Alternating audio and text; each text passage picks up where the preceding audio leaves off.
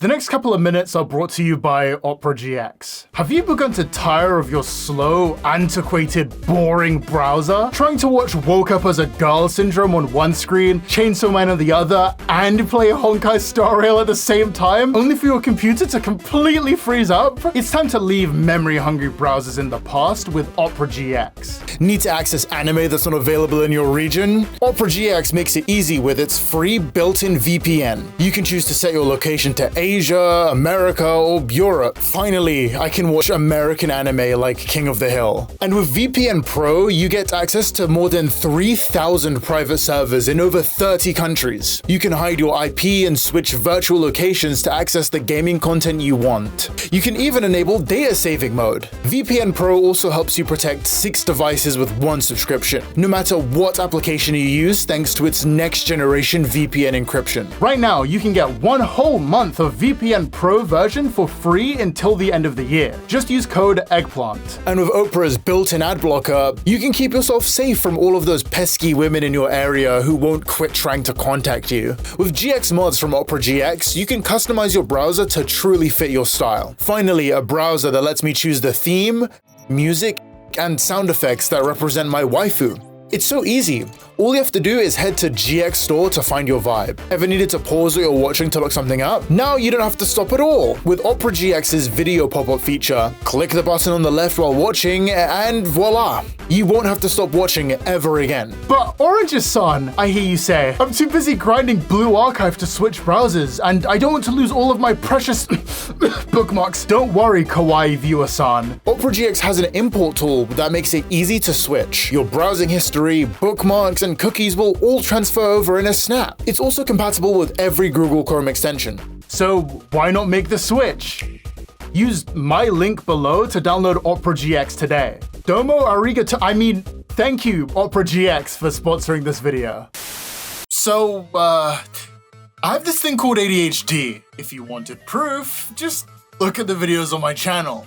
If a video isn't related to Sonic, Undertale, or Pokemon, then there's probably a reference to them in the videos totally unrelated to those topics. They are the only pieces of media where I'd say I'm deeply involved in fandom culture. A thing that becomes harder to admit thanks to the Everything app designed by Satan. Being a part of a fandom isn't all bad though, because one day someone is gonna drop a really cool fan game.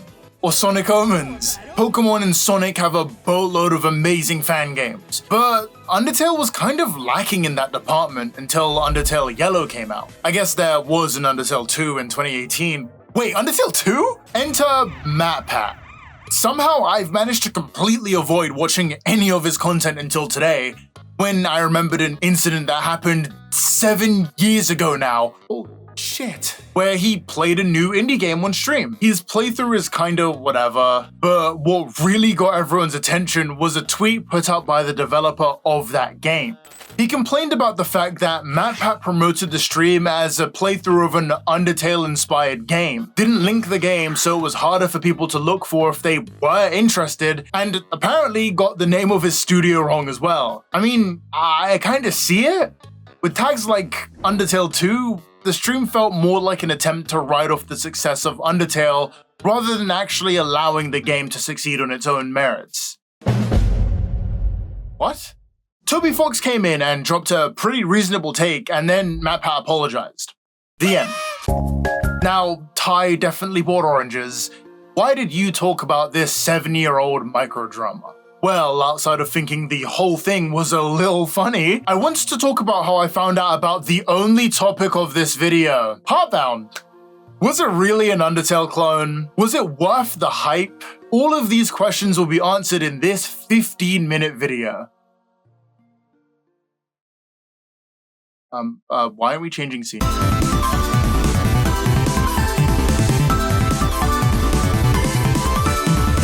And do you want to give me something to brag on about on my dates I don't go on? If you subscribe, you can help. Join the Discord, follow my socials, fund the boy Failure. Anyway, thanks for listening. Back to the video. Pyro Software is an indie game developer and person. His name is Jason. My name is Jason. Who has worked on a couple of indie games you might have heard of, like Champions of Breakfast. Really? Nobody? He's worked in the industry for 20 years. Been in the gaming industry for about 20 years. I used to work at Blizzard Entertainment. Oh God! Oh, never mind. Scrolling his LinkedIn for a minute gives off the impression that he is someone who really knows how to make games. Also, he's a hacker/developer, so watch out. He was one of the main people speaking out against the Stop Killing Games movement. He solved piracy and made a successful YouTube channel on the side. His shorts calling Undertale's code bad and various other things catapulted his channel to 2 million subscribers. That's incredible. With everything he's managed to do outside of Heartbound, I'm sure this game will be an absolutely wonderful experience. 6 hours later. The game sucked. It's very rare that I say anything I have played or watched has no redeeming qualities, but Heartbound might genuinely take the cake for the worst game I have ever played. I'm getting too ahead of myself. I should probably talk about what happens in the game first so I don't have to explain it later. After finally convincing my accountant that buying Heartbound was a good purchase, I booted the game. Never mind, it doesn't support controller. After figuring out a workaround for that, I booted my game and was greeted with a tiny room and a sleeping dog. A light switch blows up and we find out this green dude is called Law. Are we really going with that one? Okay. Anyhow, the dog wants to get some food. Law's dad yells at them, and then we get a look into their living situation. Beer cans piling up, trash overflowing, and socks in the sink.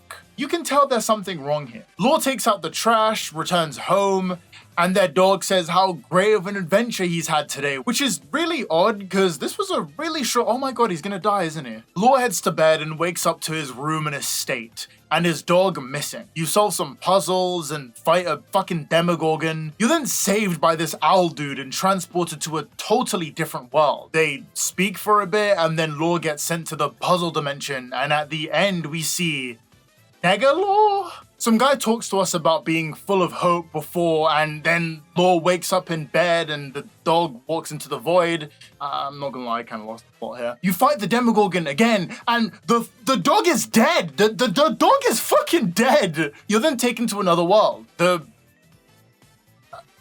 red dimension. The dog's death gets baited and you're transported to an office. You do a bunch of pointless tasks and now it's boss fight time with whoever this person is. It doesn't happen, and eventually you're transported into the next world with furries! Off the record, I have no issue with furries. I would never discriminate against a minority. Laura's given a pocket watch, which becomes the main thing they go around trying to fix. Nothing happens for a bit, and Laura runs into these gods. You bum around and eventually cheer up this armadillo dude. Law goes on a date with this other lady, you meet this other dude, and then the game ends. No, I'm not kidding, that's it. If my summary of this game felt vapid or like I was exhausted, that's because this game's story is exactly that, and also exactly how I felt finishing all of the available content. Here's the thing though. That summary took me 6 hours. In those 6 hours, I had so many notes that I really had trouble figuring out where I wanted to begin. I feel like I have something to say about every aspect of that game. So I guess the best way to go about this all would be starting with the gameplay and aesthetic. My ADHD is really coming through when I title something like this, but as a game, Understimulating describes Heartbound to a T. Artistically speaking, the game looks fine. It doesn't offend my eyes. It certainly is a pixel art game. I guess the space is sometimes empty. The main thing I'm thinking of is inside of Law's house, where all the beer cans are only in one corner and not spread out. But this is such a nitpick that I'm questioning whether I even should bring it up. If it's in the video, then I brought it up. A forest is a hard thing to fuck up, but also pretty boring visually. Once you're brought into the dream world or whatever, everything shits the bed. This looks awful to me. I kind of maybe get the idea that Laura's supposed to contrast the characters of this dream world to show how Laura doesn't belong, but did we need to go this color of red? Like, I don't know. It kind of reminds me of shitpost for game shots like this.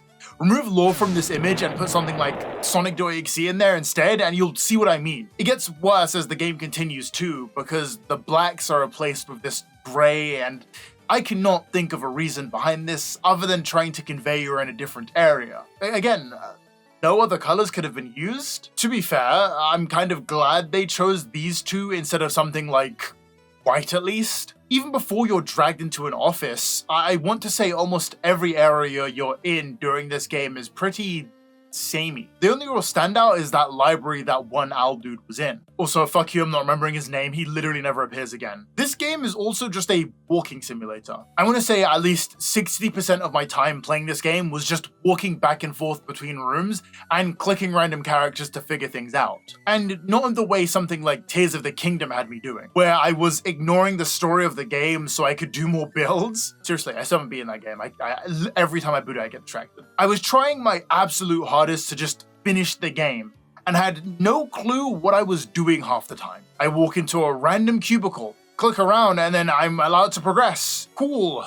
This game also loves to give you pointless busy work. Not the, oh, I'm having such a fun time exploring style of busy work, but the, we want to hit the minimum playtime before you can refund the game type of busy work. It's not even related to office work for the most part. It's just people telling you to do random shit. Like someone telling you to find 5 rubber duckies around the office, someone telling you to run around different cubicles for no reason, and my personal favorite, after Lore themselves make a note of how they're just getting ran around, a dude just asks you to get him a coffee. Oh, and if you try and say no, then good luck.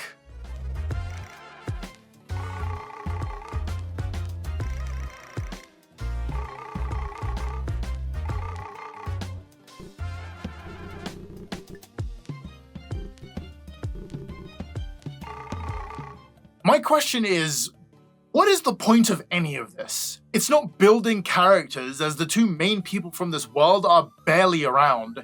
It's not going to have much impact in later areas, and the entire time, Lore is just fucking confused. A typical discussion between someone in this part of the story is, Lore, please do this random thing. Why? Because I told you to, obviously. What's going on? Do the thing. Okay. Repeat for 30 minutes. 5 times, and don't forget to hint at the dog dying again.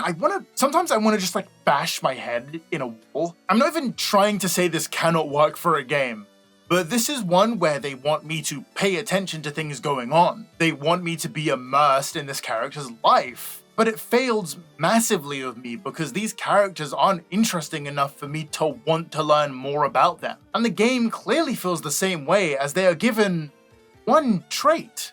The lazy one, the XD random one, the dedicated one, and the kind one. Traits I do not hate in a character when there's more to them. In other games, a person is introduced like this before having those generalizations peeled back. This does not happen in Heartbound. You will see these people do the same thing over and over again before you disappear and never see them again. It kind of feels like the game really wants the characters to be memorable, but whenever I think back to this part of the game, I remember the part where I had to make a bunch of burgers for some NPCs. Sorry, I just can't get over this. You only get like 3 different options of burgers to make, and I seriously do not understand what this does for the rest of the game. Papa's Burgeria is free, dude. Then there's the second section of the game with the furries, / neutral, by the way. The art feels like it's changed a little bit. Like, they don't look consistent to me, but it also looks good in a vacuum, so it's whatever. In this chapter, I mean this with all my heart, nothing happens. You meet these 2 animals at the start, they leave you, and then you meet this armadillo. His trait is being super into building and passionate about things. You have to go back and forth in the mines to accidentally run into these 2 gods I brought up earlier. Then the armadillo gets sick and Lore does something other than be confused and scared the whole time, and comforts the armadillo. Just saying this one more time, no, I'm not going to be calling these people by their names because I do not care. Once again, this game took me 6 hours to play through, and I'm already almost out of things to say about it. Someone let me know if I'm missing something. But I feel like I've tackled every major part of the story so far. That should not have taken me 6 hours. Am I just bad? I see that same issue with the game. not knowing when to have the player move on from one of its many fetch quests. If there was anything else to do, I don't think I'd have an issue with this as much. But you're either talking to someone or grabbing some item for someone. I was looking through the Heartbound official website and saw a section on exploration and player's choice, where Jason talks about his issues with other games' handling of these aspects. I'm designing the world and interactions in Heartbound around avoiding these two scenarios entirely. Every time you interact with an object, talk to an NPC, forget to turn off a light switch, take out the trash, or disregard a sparkly brush, the game remembers this, and will change subtly for all further interactions. The greatest part about this design is that it already works and is in the current builds of the game. Normally, I wouldn't go out of my way to make such a small thing its own section, but reading this on the official state-endorsed Heartbound website almost made me rip my fucking hair out. Heartbound's choice system fails to light my heart ablaze. Hell, it fails to create a flame at all. For this to be one of the first things you might read about the game, I'd consider that a selling point. Or at least something worth being focused on while playing. But there isn't that many choices to make in the first place. Being as nice as possible or being as cruel as possible makes minimal changes until the very last moment in the first chapter. You still have to do all of the same pointless tasks. You're just sometimes more of a dick. This only really comes to mean anything when fighting Law's mother at the end of the first world. In my first playthrough, she accuses Law of being a bad person for doing nothing. You then get a flashback of that scene where you do something good, and then Law says something about his mum being wrong. In the renegade route, Law's mother says that you're a good person. You went to a flashback, do the bad thing, and then Law says, actually, I did a bad thing. And then Law's mum tweaks out at you and you just, what? Either way, the fight ends the same and you move on. Somehow, this game fails to pass the very straightforward Infamous test. I didn't do the quote for the... you get it. We're gonna fucking watch it. Oh, drawing tablet. Oh. Infamous is famous, haha, for its two-choice system where you get to be a bastard or a hero, and the exploration of what those two paths look like. It's not necessarily a new concept. Infamous did not invent the idea of multiple choices that the player can pick. But I called this section the Infamous test because the 3 games in the franchise that use the choice system do so in the most basic way possible. You can't really mix up choices to have a unique story. There's either the evil route or the good one. Major character deaths are taken entirely out of your hands. If it was going to happen for the plot to move forward, then you literally cannot stop it from happening, even if the game tries to trick you into thinking that you can. There's a moment at the start of Infamous Second Son where the main antagonist threatens the main character to reveal his powers, which are outlawed after some stuff from the last game before this one. It's not important. Anyhow, she threatens to torture your found family until someone gives her important info, and you're given an option to rat yourself out or tell her to piss off. Piss off. Then I have no further use for you. Hope you're not as stubborn as that one. Are you, Betty? You'd think the good choice would allow you to avoid this from happening, but in turn, the main character will be making his own life worse. But instead, the antagonist just doesn't believe you. Oh, you caught it. Very funny. So, Betty, maybe you can give me a straight answer.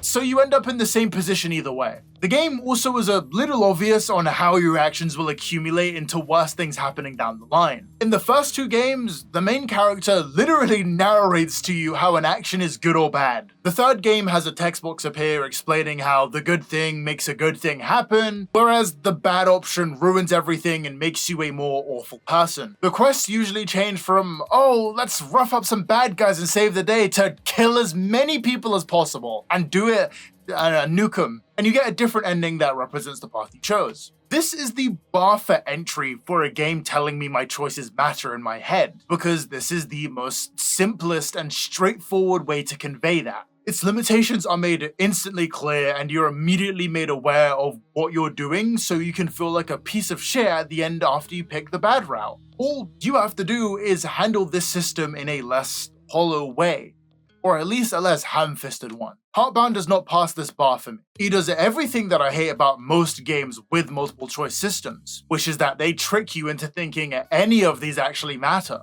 Anything I said about Infamous can be applied to Heartbound. In fact, in some areas, Infamous is actually better. Actually interesting branching paths being burnt down because the story needs to progress a certain way? Check. The repeated flaunting of my choices that don't affect the ending of the game? Check. I'll give Heartbound credit because at least it doesn't railroad me down a single route after I make one choice at the start of the game. It's already like that, I don't have to make a choice. You don't even get a different ending. It actually does my favorite thing and changes the last boss fight so you're always somehow viewable in a positive light. In the good route, it's in quotations because nothing changes by the way. Your mother berates Law for being a bad person and doing all of these awful things. They say, no, I didn't do that. And then she just says, shut up, then the fight doesn't start. In the bad route, after actually doing bad things on purpose and your mother calling you out for that, the game removes your agency as a player and has Law say, yeah, I messed up, but I would have changed my decision if I had the chance. Why bother giving me the option to choose what happens if this is the result? Fair enough, I picked the good options. Law should say the stuff they say. But when I'm actively trying to be a bastard, why does Law decide they want to change? I'd understand if Law was trying to fight against the player's choice, but they never do. And even if that were the case, then why would player's choice and exploration even be listed here? I love how the boss fight with Law's mum pisses the bed the more it goes on in the bad route. Law tells her how he's trying to be better, and then she turns around and is like, I know you're capable of being good. Remember when you didn't steal from that owl guy? Law tells her he actually did, and she responds with an arrogant child. Like, what is happening? I want to say it's like talking to a wall, which is the point. You know, talking to a parent sometimes feels like that. But then it's not. Because regardless of what you have done, your mother's dialogue will change to make you more noble. Well, I guess my choices do matter when I'm capable of warping all of reality around me into looking like the good guy regardless. Oh, right, the exploration part. There wasn't a single moment in this game where I felt like I gained anything from exploring a room I'm not required to go through. I don't know, I like feeling rewarded in some way for not going on a linear path. In Sonic, it's a faster time. In other RPGs, it's items or a rare spawn. In Heartbound, you're told to do a bunch of bullshit, to be honest, that will have you go into different rooms. And your reward is maybe a line or two from a character. I did look online for any secrets I might have missed, and there are a few, but I checked the requirements and immediately gave up on attempting to get any of these. Sure, there is extra content, but do you really think I'm gonna play this game again to hear a fucking jingle, nigga? When I saw this spreadsheet, I was legitimately excited seeing how many things I missed, and then realized it was more hollow stuff that I personally don't care about, and it also goes against what Jason said on the website about not wanting his game to feel like an achievement-a-thon. This game teases me with the idea that it might get interesting, and then blows it away in my face like a bloody dandelion. It's so disappointing. Is that really the title I went with? Heartbound misleads you at basically every turn.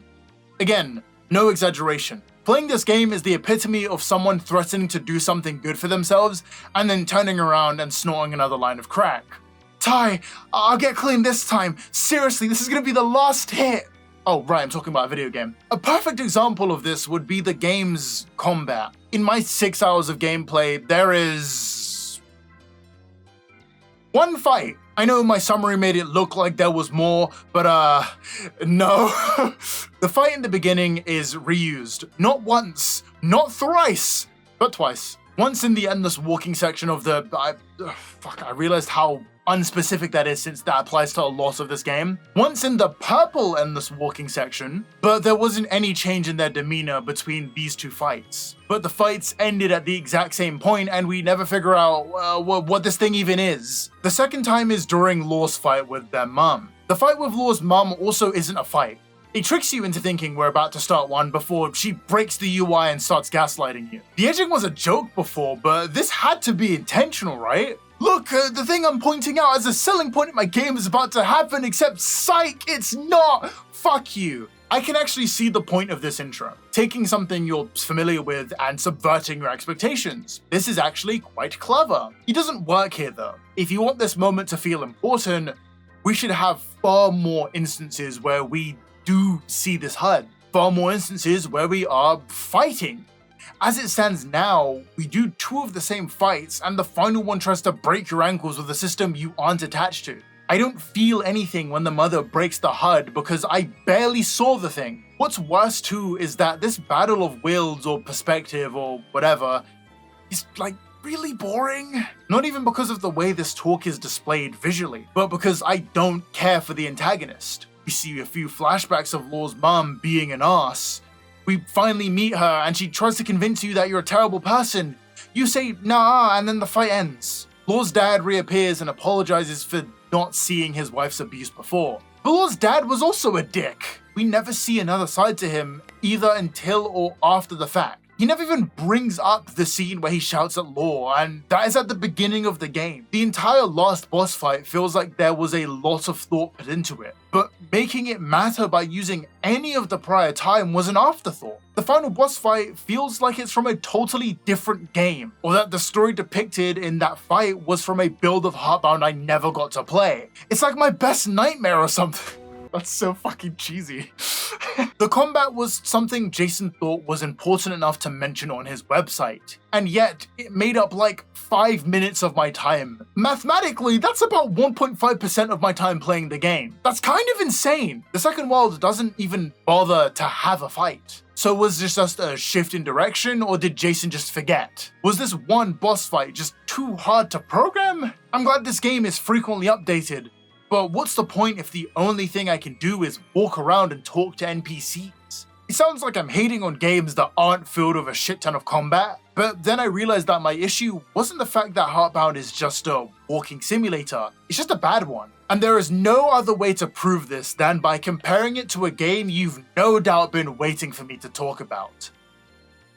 Enna and Persona. Enna and Persona take 2 very different approaches in order to keep the game stimulating. With Enna Dream Barbecue, the game focuses a lot of its time into making everything a treat to look at. NPCs are all given unique art styles that are extremely expressive.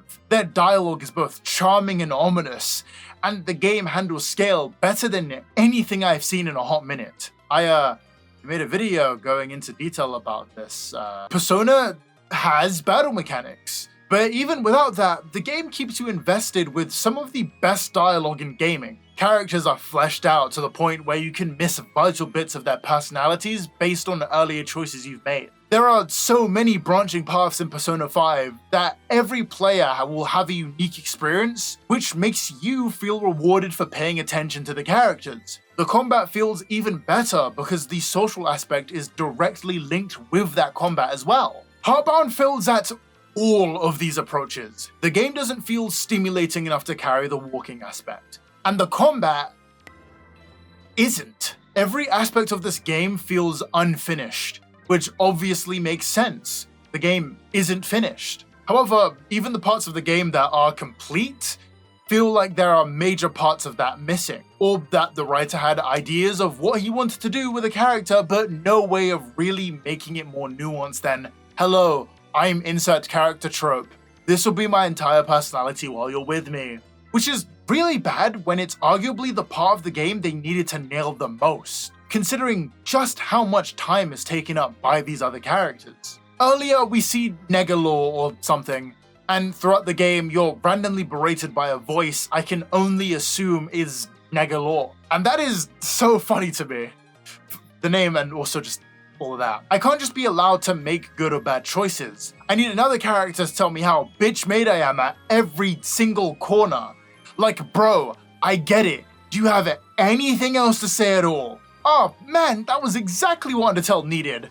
Kara calling me a pussy every time I spared a monster. For the first time in my entire life, I did not want to insert Undertale into whatever I was talking about. And despite everything, I'm still here. Stop me if you've heard this before. Undertale is my favorite game ever. A personal flaw I have since playing that game is constantly trying to relate it to everything I'm doing in one way, shape, or form, which can take away from a piece of media's individuality, and I don't want to do that. I don't want to say The Simpsons did it to everything I touch, especially with something like Heartbound, a game that was compared to Undertale all the time. But I also have eyes. So despite my best efforts to judge this game solely on its own merits, I have to bring up Undertale as both a piece of comparison, but also to highlight Heartbound's not so subtle attempt to ride off Undertale's success, which is my opinion and nothing else. Legal jargon, yada yada, please don't sue me. There's the obvious stuff I could point out, like Heartbound's visuals reminding me a lot of Undertale. You know, the whole heart on a chain imagery and all that. Child protag with the ability to be its savior or a villain. Battle mechanics.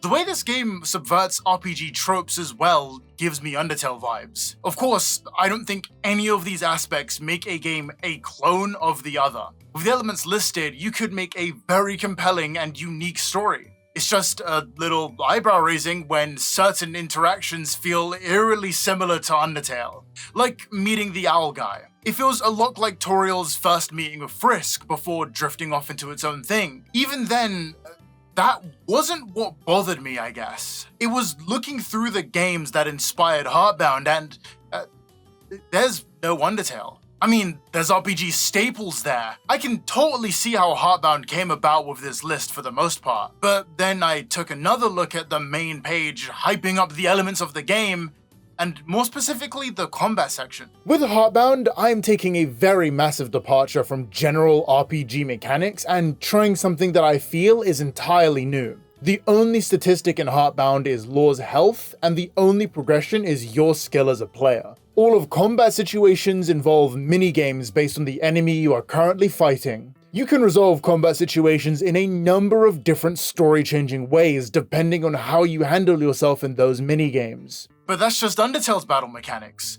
Like actually, until Undertale came out, a combat system like this in an RPG was almost unheard of. That was one of its major standouts. So I find it a bit odd when there's no comparison or example of what he's talking about, especially when Jason is fine to do so when talking about other aspects of the gameplay. He mentions Dark Souls and Pokemon by name, and how he wants to do something different, but suddenly when it's Undertale, this is a brand new, never seen before idea! When no, you're describing the unique combat found in Undertale. I'm not being fooled. I know you have at least heard of Undertale, Jason. You don't need to be an amazing programmer, chat.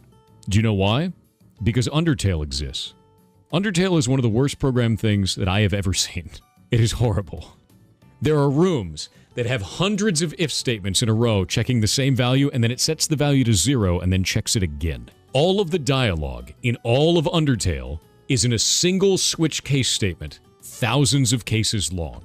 I have good reason to believe you've actually played Undertale too. Jason has a website with inspirational paragraphs to motivate people to make games. He says that Undertale is an amazing game with a unique combat style. Are we being for real? The part about player's choice and exploration almost feels like someone is describing Undertale.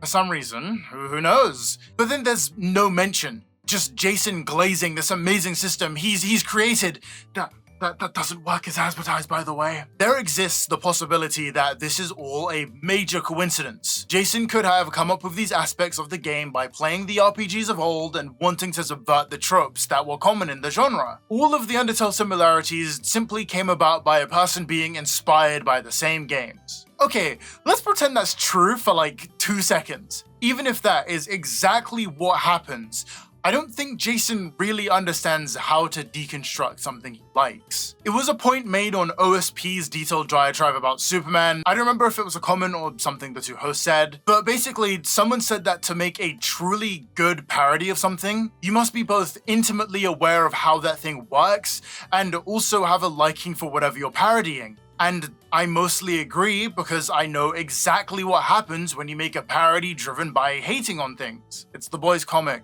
That one is the lowest bar of the discussion for what if Superman/superheroes were real. And I do not like it. It feels like something me and a group of friends would write for a premise like that, oh, 90% of heroes are actually terrible people with weird fetishes. What if Charles Xavier was actually a pedo?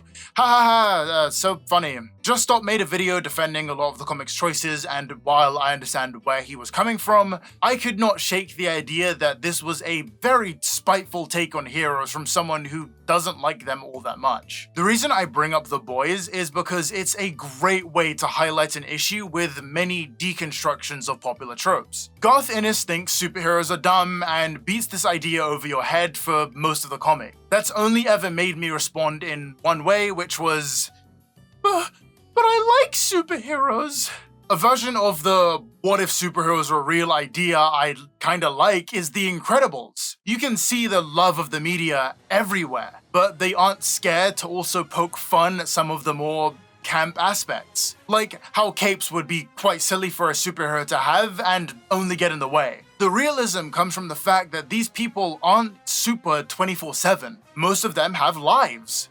Some have kids. Superheroes are idealized, but behind them is a regular old office dude trying to make ends meet. I could gush about this film a lot, but not today. The point is, when written from a place of love and respect, deconstructions or parodies can be,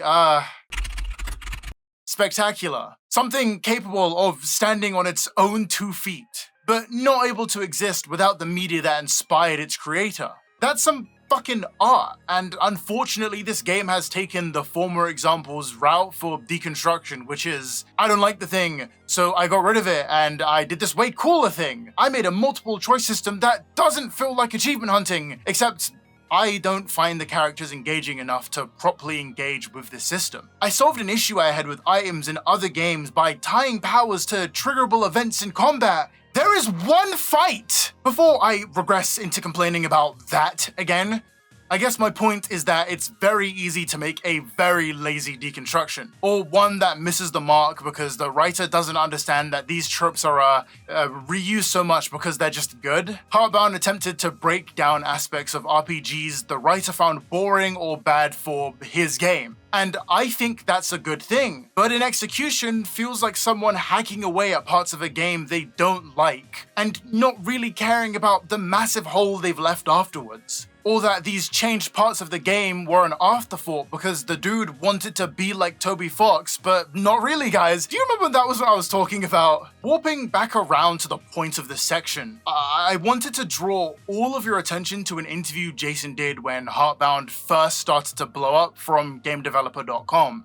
Heartbound got funded for its goal in under 24 hours. Then a bunch of news sites picked it up because of that. That was intentional. I set the Kickstarter goal for only $5,000 knowing that it would hit that within 24 hours. That sites would pick it up as some sort of rising star thing. No, I was not inspired by Undertale. I just thought it was a good game. Anyhow, here is my game with Undertale-inspired new and never seen before ideas and a Kickstarter campaign with the same goal as Undertale, attempting to recreate that organic boom the original game had. Even if I didn't have the interview, I'd still side-eye this game. Because when you list a bunch of games that inspired you and conveniently leave out the one you took heavy inspiration from, you make it kind of obvious. I mean, even the fucking name is fucked. It's supposed to be an anagram of Earthbound. Why? Because Jason liked the game? I feel like that's kind of a weird reason since the game kinda has nothing to do with hearts being bound. Works a lot better with Deltarune though. You know, the title being an anagram for Undertale makes a lot of sense because Deltarune feels like Undertale's world, but a little jumbled up. It's also been referenced many times in both games as a major symbol for the monsters, and is seemingly super plot significant. Can't make Undertale 2 if Toby Fox already released it. Well, it didn't stop you from trying, did it? I promise I wanted to move on from this section, but I noticed while writing how much better a scene in Heartbound would have worked in Undertale. Rewinding back to the fight, Law has with their mother. Breaking the combat HUD didn't work for the reasons I said before, right? I wanted to do my favorite trope and compare the intent to another writer's intent to explain why this didn't work for me, but had to stop myself because of the whole judging the game on its own merit thing I was trying to stick to. But since that's out of the bag, I guess I can quickly go over how a similar scene works super well in the game Heartbound totally wasn't inspired by. So at the end of most players' journeys, they meet a character called Asgore, someone hyped up as this powerful king who has already acquired 6 human souls. The man is supposed to feel intimidating, but he really is a total softie, offering us tea even though he's about to kill us and stalling as much as he can because he doesn't want to do any of this, but feels like he has no choice as the king of the monsters. He's trapped and projects those feelings onto you.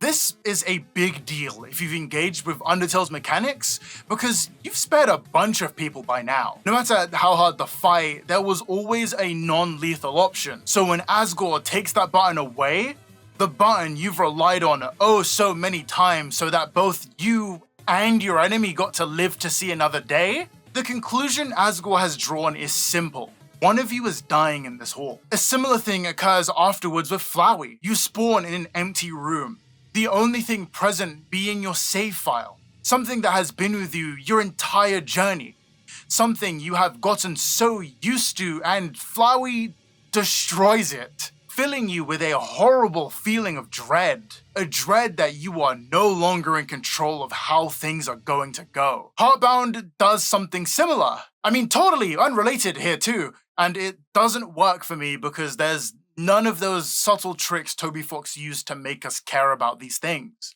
No matter what happened in Undertale, you would respawn at your last save, a save that Flowey just destroyed, telling you in no words that this next fight will be for keeps. In Heartbound, it's a character destroying a HUD for something I have no familiarity with. It was something I saw twice. The reason the fight itself doesn't work is because we have never met this person, and they instantly accuse Law of shit they didn't do. That is not compelling to me because now all I can think of is how I know nothing about this person. Something I could say about Asgore, except a simple few minutes of pre-fight dialogue tells me everything I need to know about this guy. He's a kind spirit who is in a position where he has to cut me down, and he will accept nothing else but death. The hopes of everyone you've met so far are flowing through him.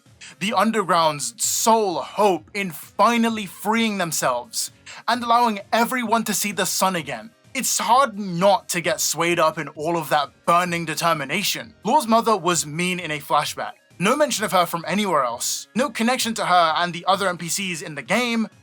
Nothing. With the knowledge that Jason played Undertale, I think this final fight was really trying to stir up similar emotions to something like a Toriel or an Asgore, but fails because there was almost no effort into making you interested in these characters until during or after the fight.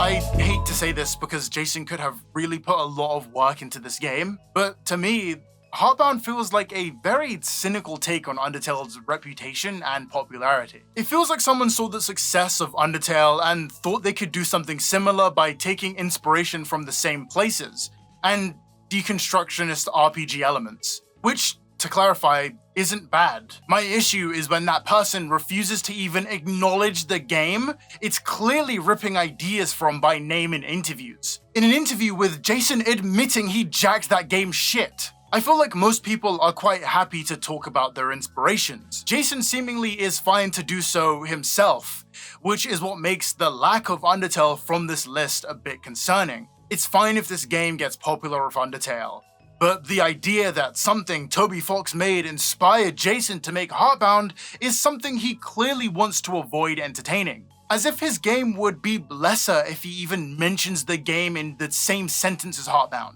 When I played this game with my editor, she described it as Undertale without the source. And I kind of agree. There are so many times where I can specifically compare this game to Undertale damn near perfectly. Too many times to be a coincidence for me. And that's what bugs me. I have seen fan games that do a better job at separating themselves from Undertale. Undertale Yellow was delightful to play through. It's literally set in Undertale's world, but still feels like its own story. There wasn't a need to compare the game to Undertale in my head because it did such a good job at being its own thing, but also could work as part of Undertale's timeline if you wanted it to. The inspirations for this game are obvious. It's in the title of the fucking game. Now imagine how much more lame it would be if this game was called, a Yellow.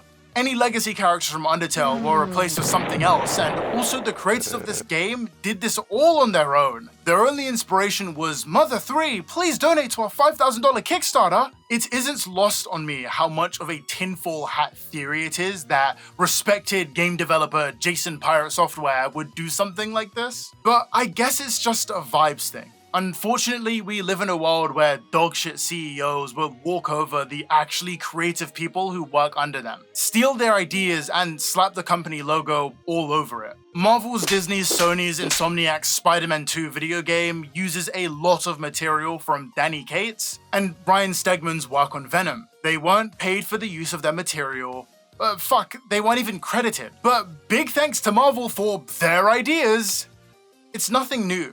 So seeing this game, I guess it kind of personally annoyed me because this is such a massive problem in the gaming industry. People not getting proper credit when it's deserved. Amazing games getting rushed out the door in horrid states because they need to hit those Christmas release dates. It's also corny. I believe something similar happened here. But what do I know? I haven't worked in the gaming industry for 20 years. Friends, thanks for watching the video. You can all go now. There is absolutely nothing left to see here. Ha ha ha. Bye!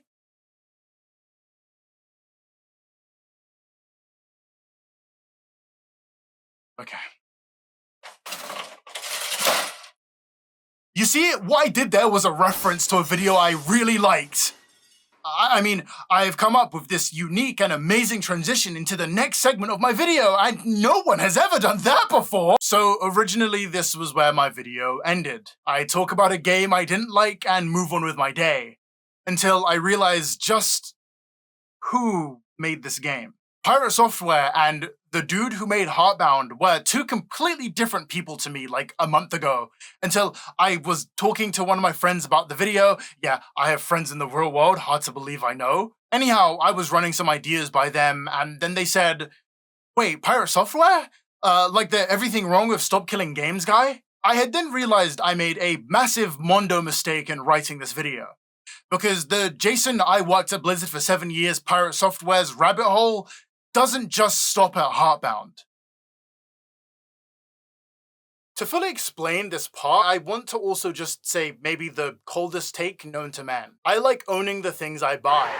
Seriously, this is such an important thing for me because media preservation is beyond important. Historically, entire cultures have been wiped out from both the land they were living in, but also in history. Whatever identity they built up has been lost to time for so many reasons. It's pretty bad when it happens to people, but it's absolutely unforgivable when it happens to my video games. Joking aside, the way I got into a lot of media is through hand-me-downs. Someone in my family would get something, no longer want it, and then I'd get my hands on it. A lot of these were games, but also movie and books, and yes, I read things other than manga. Some of the older games I know about are entirely because my uncle kept his old consoles and let me play on them from time to time. Thinking about it honestly kind of puts a big smile on my face because it's just pure whimsy. I'm sure most, if not everyone watching this video can relate to a moment like that in their lives. Media preservation of not just games, but all forms of media is important, so it's not forgotten, especially with companies' propensity to just erase things that people enjoyed or spent a lot of time working on.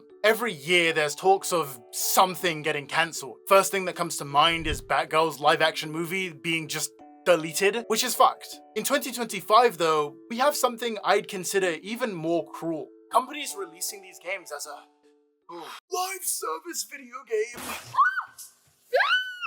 Live service as a concept is shit. A game is released and receives constant support from developers, which is cool. However, at any point, someone can just decide to shut the game down. Not just shut down online features, no, the whole thing. There are some games that you can own and just not be able to play anymore no matter what. Imagine if music started working like that. Nice vinyl, bro. We shut down support so you can't listen to them anymore. Nice movie, dude. We fucking nuked it. For some reason, big companies with massive pull in the gaming industry just really hate the idea of a game being playable in the next 10 years. Or they'll feed you some dumber subscription plan down your throat under the guise of saving your money before turning back around and fucking tripling the price. God, Game Pass is such a fucking scam. Guys, you're renting a game. Please don't do this. Anyhow, I do not think it's fair that companies can decide to make the thing you paid for no longer work. And so is Stop Killing Games, a movement that was founded on the fact that a lot of players for this game, The Crew, lost their ability to play it due to the studio's owners closing down its servers. The movement basically wants to force gaming companies into doing something to preserve these games, like releasing their code for the servers so other people can host them. I think this is based. Pirate Software disagrees. Iate video games. Now, originally, I would say that everyone is entitled to their opinions, but this is like an objectively good thing. This is like saying you're not in favor of ending world hunger, but replace the starving people with a shut-in middle-class gamer. I was ready to immediately dismiss both of these videos he made on the topic, but he does have 20 years of experience making video games. I used to work at Blizzard. He is literally a developer, so I think his opinion is worth at least hearing out. What the fuck? Why are you saying these things, Jason? Why?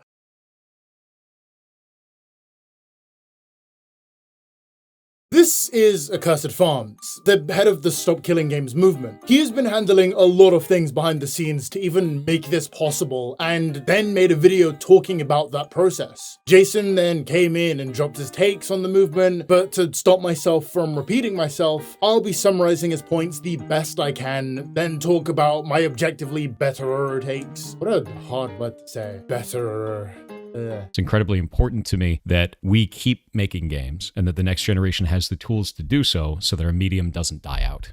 And it never will. And that's the whole intention of all of this. Starting a video like this gave me a lot of hope originally, because I agree with all of this for all the reasons stated before. So how does this all go to hell? Well, I believe it starts with a total lack of understanding on the point of this movement. Jason believes that this movement is trying to target just live service games. The reason why I have a problem with Stop Killing Games is specifically it starts the wrong conversation. If we're trying to kill off the practice of developers putting together a live service game, pitching it as a single player experience, and then taking away support in the future, this ain't it. When that is very blatantly not the case. Take a look at the very first thing you will see when opening the Stop Killing Games website, and you'll immediately notice what I did. The movement is to challenge the legality of publishers destroying video games that they have sold to customers. To me, a statement like this is attempting to target the much wider issue of game deletion after release as a whole, not just live service. I don't even think the word or term live service is said once throughout the website or in Accursed Farms video, so I'm not sure where this idea came from. A lot of Jason's arguing points come from this stance, which fundamentally makes a lot of his critiques just wrong.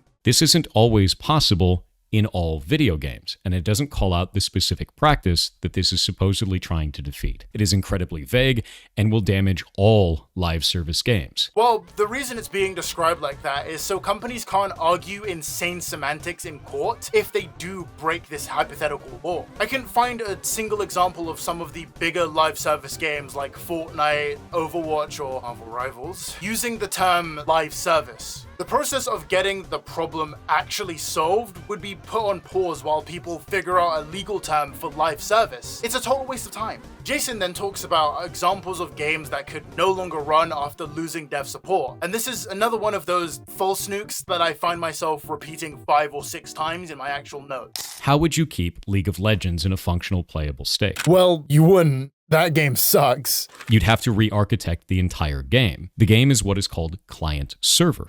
So in client-server models, there's a server and there's a client, and all of the math, all of the game, everything happens on the server. The client just displays it. And the reason we want to do it that way is so that you can't teleport around and do 1 billion damage. You don't trust the client. You trust the server. The client just displays what it's told, right? This originally seemed like a solid argument to me until I realized that there are real examples of this exact issue he's brought up. Fans of these games could easily set up servers for them if that code was released to everyone to use. For a game studio, that would typically be bad because it doesn't fix the issue Jason brought up, which is people cheating. And also that would make the devs of the game obsolete if fans can run their own server. It's a solid point if you ignore the fact that this hypothetical only comes around after devs have stopped supporting the game. If the game's dedicated servers were gonna die anyway, what's the issue if fans choose to make their own? There's also real examples too, like Mario Kart Wii having servers people can connect to this day so they can still play the game with others, despite Nintendo cutting online support for Wii games like ages ago. There's also another example I wanted to use, but I'll wait a little bit to do that one. Jason then starts to talk about the crew. You remember that one game I spoke about, right? Jason makes the point that when a game has a low enough player base, the upkeep on those servers is costing more than they're making, so shutting it down just makes sense. First off, I don't like the idea in this that it has a player base of 12 million people. That is not how long-running games work. There is a large number of people that buy the game, and that player base slowly dwindles off until nobody is playing it anymore. If there's any costs associated with keeping the game online, which this was an online video game, then eventually it costs more to keep it online than it does to keep running it, right? Again, if a publisher simply gave consumers the ability to make their own servers, this becomes a non-issue. Everyone wins. Jason then goes on to say that the game went on for 10 years, so the shutdown was normal, but I feel like he is missing the issue here. What if I wanted to give these games to a younger family member so they could get into gaming? Now, I can't because the game I paid for stopped working years ago. You become unable to share that media you enjoyed and never will again. And I think that's unfair. I don't think it's fair for the person buying the game, and I don't think it's fair for the developers either. But I'll talk about that more later. The only thing that I can see in here that could be a problem is if they posted as not an online-only experience. But everything that I found online shows that the game was always marketed as online only. If you're going to be buying an online-only game, that means it can only run when it's online. And if the servers need to shut down in the future, far in the future, it makes sense to me for the access to that game to be cut, if it's online only. Jason believes that the main issue is publishers not telling the consumer that their game is live service, which I totally disagree with. I'm sure legally that makes sense, but we can't ignore the emotion behind this as well. The issue myself and many others have is companies making you buy a game and then taking it away from you. That is not how that should work. I should be able to put up my console with no games and play one of its games, whether that's right now or 100 years from now. If you try to tell me that every studio needs to run their live service game indefinitely or not want to run one at all, then no one's going to run them. And we're going to miss out on adventures like Final Fantasy XIV. And even though I don't play anymore, League of Legends or any other live service game, any of them.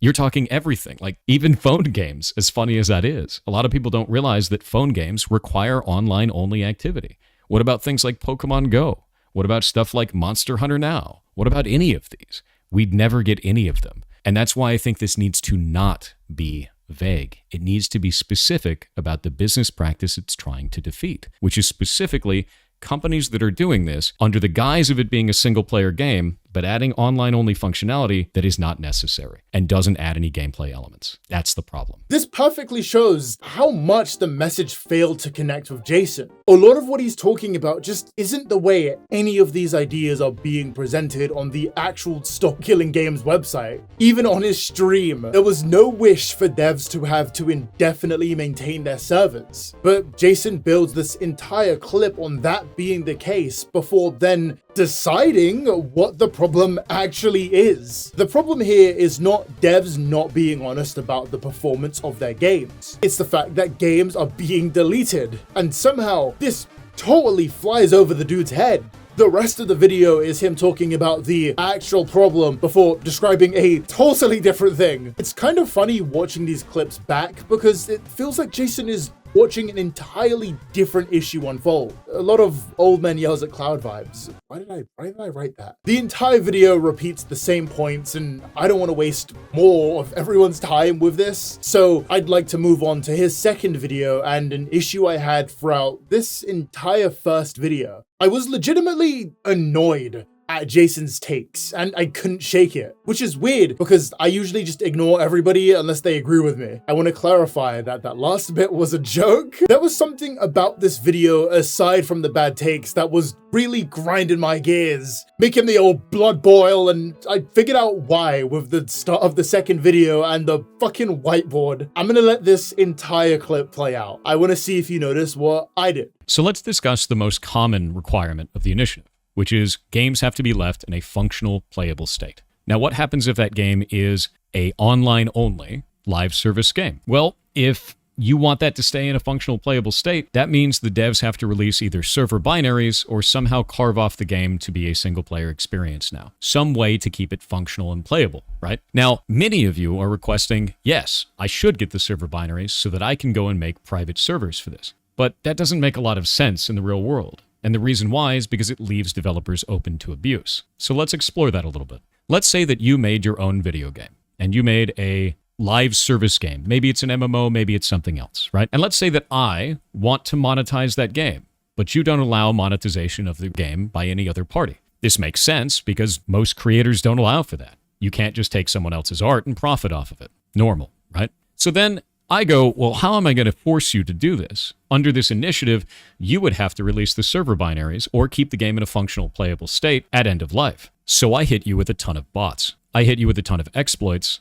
I attack your community. I destroy your Reddit. I go after your business. I go everywhere that I possibly can to make this cost as much as it possibly can for you. And it's not hard to do this. We saw the exact same thing happen in TF2 recently. The massive amount of bots that were attacking the game. This is not infeasible. This is something that is very easily attainable today. And let's say that this goes on long enough that your game dies because you can't afford it anymore and your studio has to shut down.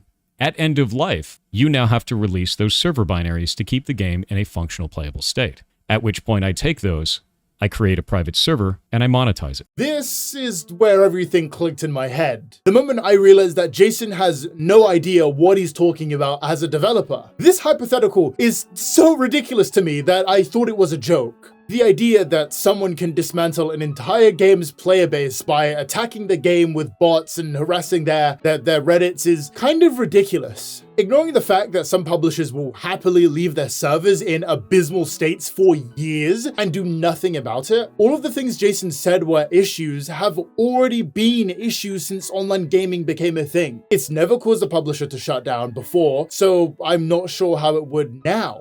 It's also ignoring the fact that publishers should be stopping a lot of the issues presented anyway, like bots and exploits. In fact, he pointed out a perfect example of why devs should be on top of this. TF2 is a game I have not played, so I spoke to people who have, and I'm now regurgitating back to you. TF2 had a really big issue with bots on their servers. The issue was the fact that devs weren't doing anything about it for years. TF2 didn't become irrelevant, even though the game was basically unplayable at some points. What ended up keeping it alive were player-run servers with mods who would deal with bots, because it was actually super easy. The devs just couldn't be asked to handle it on their end. They only started dealing with it because of a massive public outcry. If you're gonna run a live service game, you have to be on top of stuff like this. Also, Jason is clearly misunderstanding how not profitable it is to run a server for a game. I'd say about 99% of servers have a hard time even breaking even, and the main issue is the fact that they need money for server upkeep. Money they have to get either from the kindness of a player base's heart or locking the server behind a paywall. And that is a pretty hard sell for most people,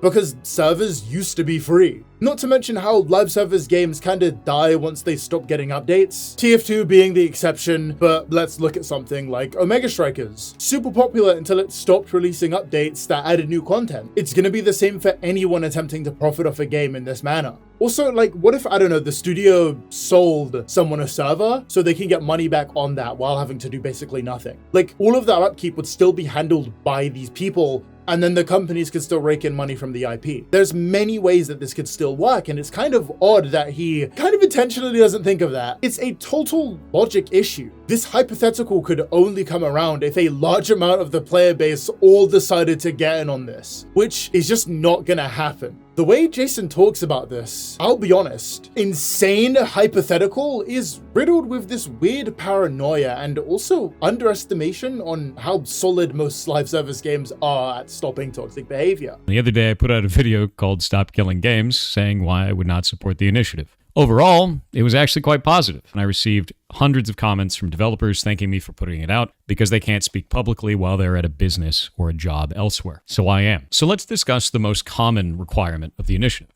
which is games have to be left in a functional, playable state. Now, what happens if that game is a online-only live service game? Well, if you want that to stay in a functional, playable state, that means the devs have to release either server binaries or somehow carve off the game to be a single-player experience now. Some way to keep it functional and playable, right? Now, many of you are requesting, yes, I should get the server binaries so that I can go and make private servers for this. But that doesn't make a lot of sense in the real world. And the reason why is because it leaves developers open to abuse. So let's explore that a little bit. Let's say that you made your own video game, and you made a live service game. Maybe it's an MMO, maybe it's something else, right? And let's say that I want to monetize that game, but you don't allow monetization of the game by any other party. This makes sense because most creators don't allow for that. You can't just take someone else's art and profit off of it. Normal, right? So then I go, well, how am I going to force you to do this? Under this initiative, you would have to release the server binaries or keep the game in a functional, playable state at end of life. So I hit you with a ton of bots. I hit you with a ton of exploits.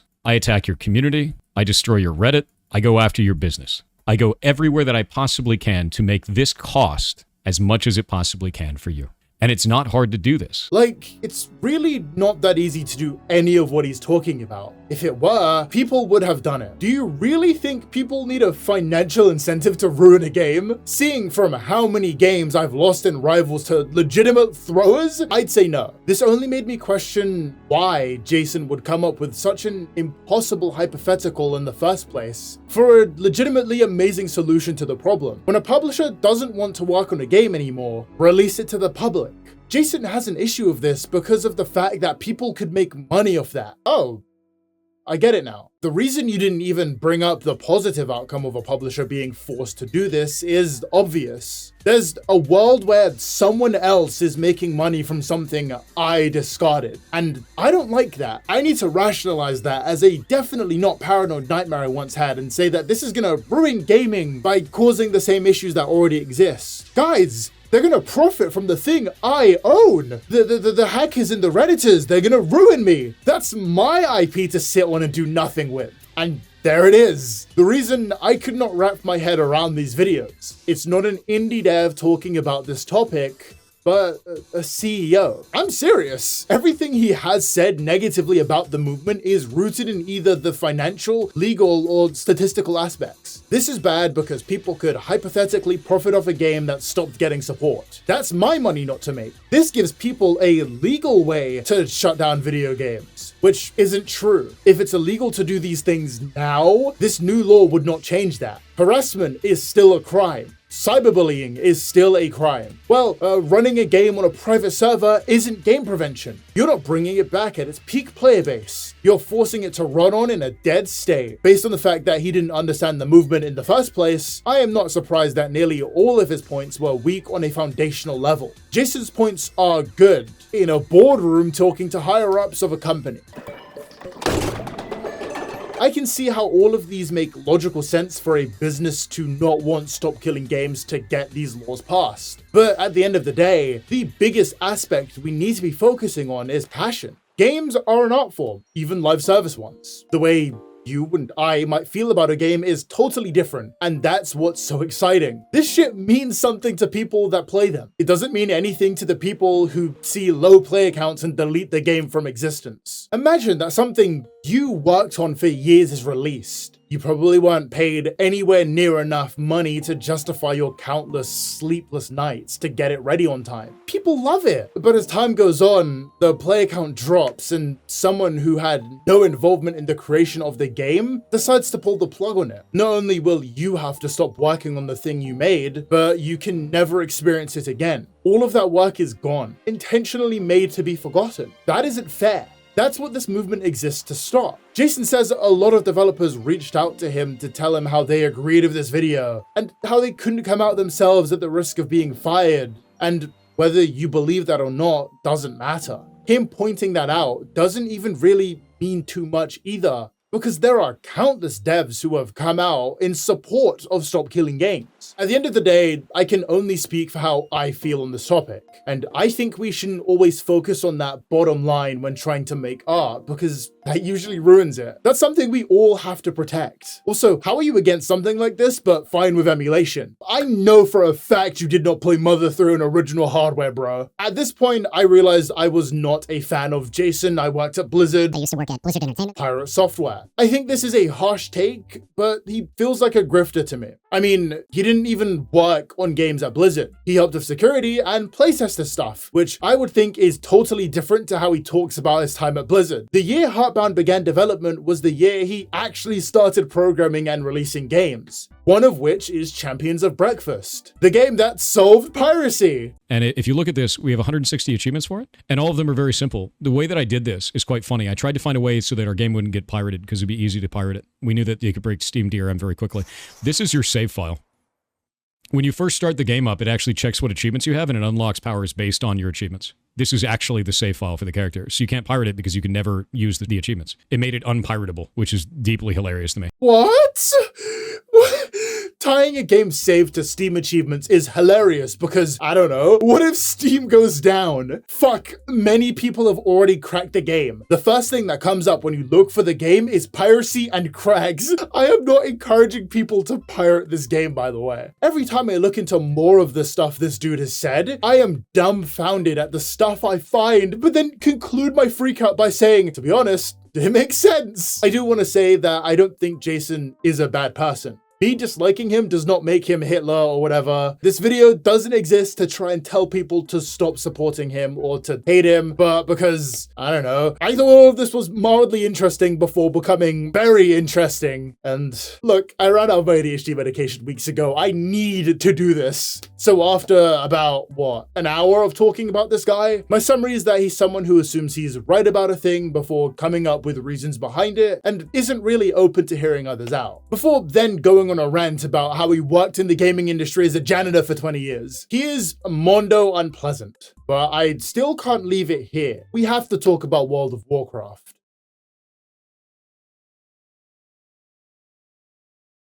You are all reading that title correctly. All of this popped off because of a simple moment in World of Warcraft. Now, I won't pretend to understand how WoW works. My only experience was a South Park episode parodying it, so I had to just kind of ask some of my friends to explain it to me so I can tell you a lot. I then had another realization that none of my friends play WoW. Okay, so short fat dev, someone who actually played WoW, goes fully in depth on how WoW works and how something Jason did also is really bad in WoW terms. So please check out that video so I don't look like a schmuck explaining this to you. Jason and his party were playing WoW hardcore. Basically, if your character dies, then that's it. So kind of like a Pokemon Nuzlocke. While he and his squad were fighting, they began to get overwhelmed and attempted to retreat. You see, Jason's character has a lot of crowd control spells that can help other people escape more efficiently, and he's running away. To make an equivalence I'm sure everyone is going to understand, it's like a firefighter leaving everyone in a burning building because he doesn't want to get burnt. Or like that one Homelander scene.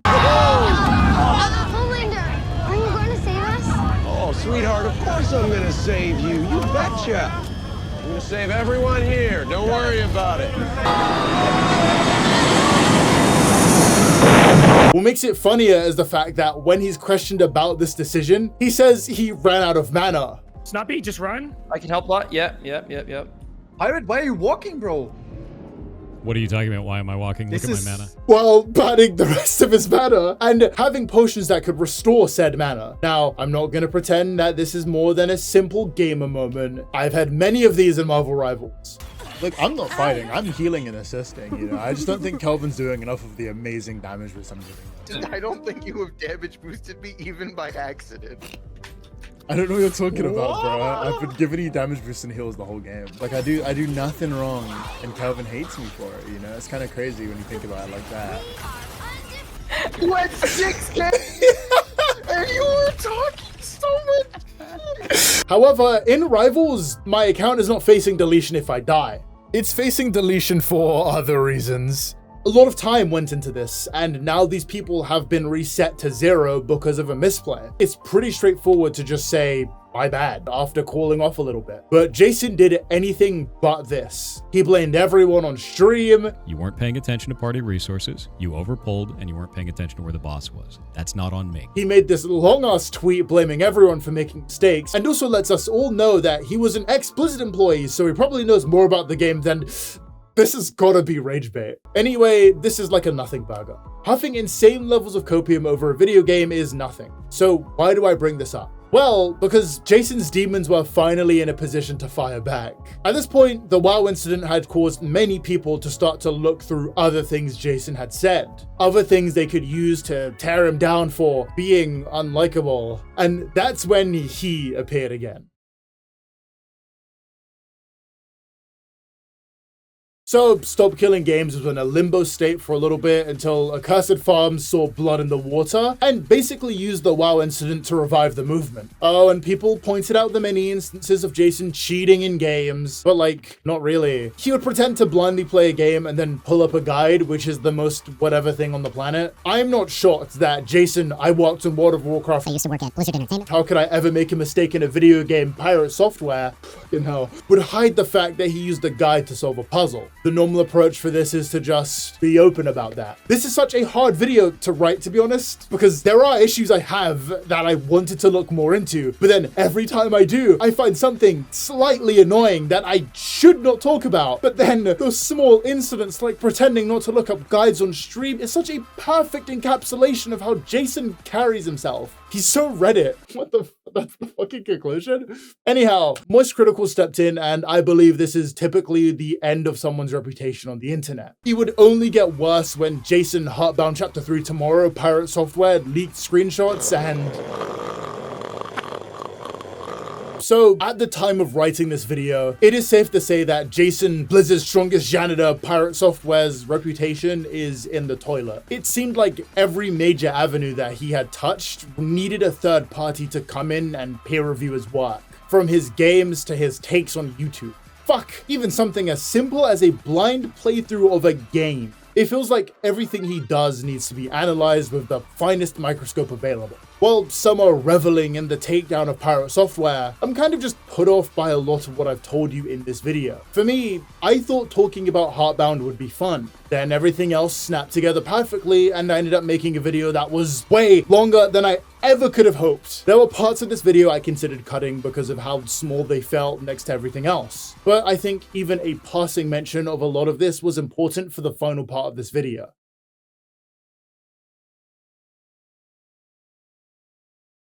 This entire story to me acts as a perfect cautionary tale on a topic I brought up a few months ago in another video. Why do you want to make that thing? I mean, having something be popular is nice and all, but seriously, at your very core, what motivates you to continue on with this long process of making something? It's a really important question, I think, for passing this vibe check that a lot of passion-based industries like gaming have. When a company is making a game for money, people can tell. When people try to grift off a community built on passion, people will eventually figure it out, and I think that's what happened to Jason. He's somebody who was given a front row seat to how games were made. He was given the opportunity to playtest games because of his father's ties to Blizzard. And while this would normally ignite someone's passion for games, it seemingly just inspired Jason's thirst for popularity and money. It feels harsh to say, but breaking down all of Jason's actions leads me to the conclusion that this guy doesn't give a shit about games outside of how much money he can make from them. But unlike a bunch of other people in the industry obsessed with money and nothing else, Jason decides to show his face and speak for an industry of people he doesn't truly understand, all the while pretending he has their best interests and efforts at heart. In a time where passion can really win over corporate slop, we have this guy leeching off the success of a game that played a major hand in starting this new era for indie games. And I think that's so perfect. That summary alone works, but then there's an extra oomph when you realize he won't even own up to the fact that his game was inspired by Undertale in any way at all. How could a man as prideful as Jason ever give the spotlight to someone he probably sees as competition? TLDR, don't do the thing unless you actually have the passion to be making it. because your audience will eat you alive, and it might not be immediate, but eventually they'll catch on, and then everything you've ever said will be fuel for some dipshit 20-year-old's hour-plus long video on your indie game. Jesus, this is a long video. Friends, I want to thank you all for sticking around until the very end of this. If you've made it this far, you should leave a comment like, I can't believe Ty is making an indie slot game to profit off of starving children. People will have no clue what you're talking about, and that'll be awesome. I'll heart every comment of the ones I see. I want to give a huge shout out to my patrons who I could not afford to live without, especially with how much school costs nowadays. It's wild. I want to give a specific thanks to Alrazumi, Doob, Oren Aharon, Bugsa, Pooners, Kianma, Onion, Chromatic Aberrant, Nakotro Official, Obscuroni, and Israfel. You guys are the best. I don't really know when the next video is set to drop because this took way longer than I thought, but I should be streaming if nothing goes wrong next week. Probably FNAF 2 or 3, we'll see. With that, I think I can finally leave my room and see the sun again. I hope you all have a wonderful day. See you, lads.